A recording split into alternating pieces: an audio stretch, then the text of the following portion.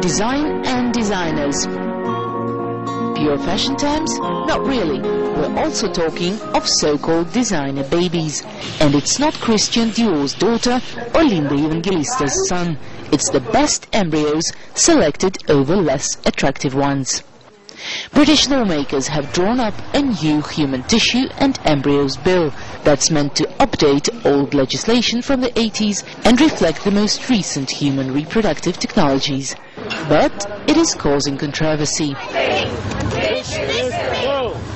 One of the main points of anxiety is that the legislation seeks to introduce the creation of animal-human hybrids for medical research, something which has not been allowed anywhere in the world. Another thing that they're seeking to do is legalise the notion of saviour siblings. What this is selecting an embryo over other embryos that are then discarded. We believe that every embryo has the right to life. If the bill is passed, it would also be illegal for parents undergoing embryo screening to choose an embryo with an abnormality over a healthy one.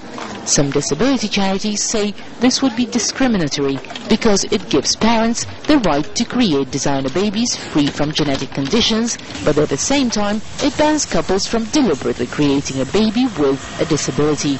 It may seem unusual, but a deaf lesbian couple in the United States did create a baby with hearing difficulties on purpose, choosing a sperm donor with generations of deafness in his family. This bill has caused a lot of controversy amongst a small amount of the deaf community. There is a very small number of people who feel it's their right to have a deaf child. Professor Gruzinskas is one of the best specialists in infertility treatments, who knows everything about embryos and genetic conditions. I don't believe that the law and the code of practice will change to meet the requests of this very, very small but quite vocal minority lobby. Couples with disabilities that are based on a genetic background may perceive themselves in their own lives as being normal, but the rest of society doesn't. Patsy is deaf and all her children have hearing disabilities. She's not sure what to think of these new changes to the law.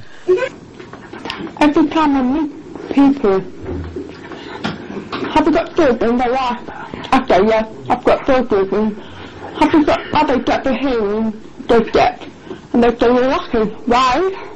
But first, and they say, because it's easy to communicate.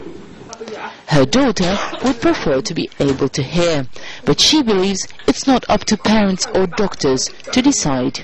I was very angry because that was really disjudged it for her own personal reason. If I was born next to death, and that if my mother died to make me deaf, yeah. But like if you got to say that, you know, I think that's perfect. And both mother and daughter agree designing babies is not for them. The question is whether it is a matter of choice for parents to decide what their babies should be like, or it really is too sensitive an issue, and in this case, the state should intervene. Daria Pushkova, Russia.